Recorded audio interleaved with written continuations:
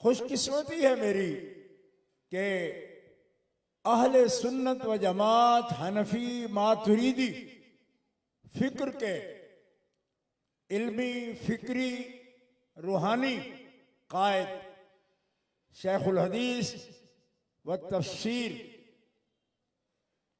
उस्ताजुल असातिज़ा अल्लामा पीर सैयद शाह हुसैन साहब गर्देजी मद्दल्लाहु ज़िल्लहु आला हजरत मुजद्दिदे गोलनवी पीर सैयदना मेहरे अली शाह के फैज़ याफ्ता है।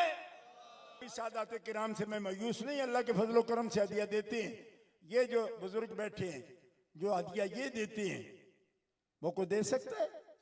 ये इल्म नबवी का हदिया देते, अमल नबवी का हदिया देते। और फिर मैं तो हजरत से मेरी पहचान के साथ पहली मुलाकात है, हजरत से बेशुमार मुलाकातें हैं, जैसे सखी सैयद, मेजबान मेहमान नवाज सैयद मेरे करीब बैठे। सिर्फ शेखुल हदीस ही नहीं है, ये सैयदा खातून जन्नत की लंगर वाली हदीस को भी याद रखते। आज से 40 साल पहले की भी बात कर रहा हूं, को आज की नहीं कर रहा मैं। 40 साल हो गए उस वक्त, 1980 को देखो कितना वक्त गुजर गया, 40 से भी ऊपर नहीं हो गए, 43 साल पुरानी बात कर रहा हूं मैं आपके सामने।